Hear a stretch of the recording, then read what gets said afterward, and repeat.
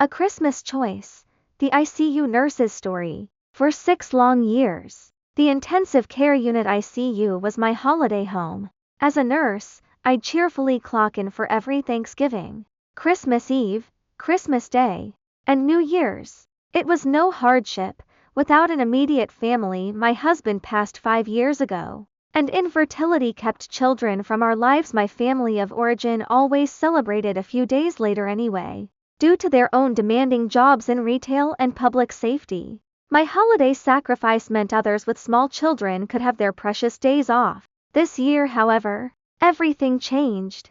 My parents retired, and they decided to fulfill a long-held dream, a family trip to Europe to visit relatives and experience the famed European Christmas markets. In July, I put in a request for the entire week of Christmas off. It was approved immediately, and my brother, sisters, and their spouses all secured time off from their own jobs based on my approved vacation. Our holiday plans were set. We were going to Europe. Then came the last week of October, and a call to my boss's office. She dropped a bombshell. She was taking away my approved Christmas vacation. Why? Because a coworker, who had a baby only a few months prior, her second in 2 years, needed the time off for the baby's first Christmas. I pointed out that this same coworker hadn't worked a single holiday last year and wasn't scheduled for any this year either. I argued, passionately, that my vacation was approved in July, that I had worked the last 6 Christmases,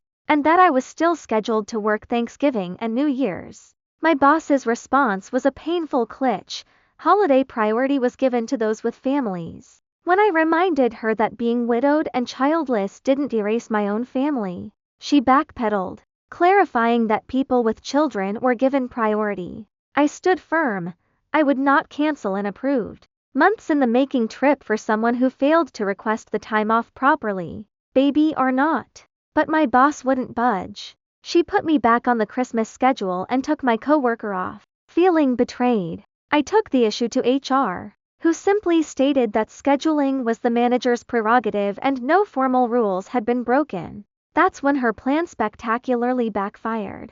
I walked back into the unit and handed in my resignation. My last day of work would be the day before Thanksgiving. The moment my notice was submitted, the schedule flipped again. The coworker, whose family priority had been weaponized against me, was now on the hook to work both Thanksgiving and Christmas. Now, my former colleagues are calling me a jerk for not sucking it up and letting the new mom have her baby's first Christmas. It hurts, because I know that I did suck it up for 6 years, happily sacrificing my holidays so they could spend time with their families. The one time I put my foot down and planned something special with my own family, I became the villain.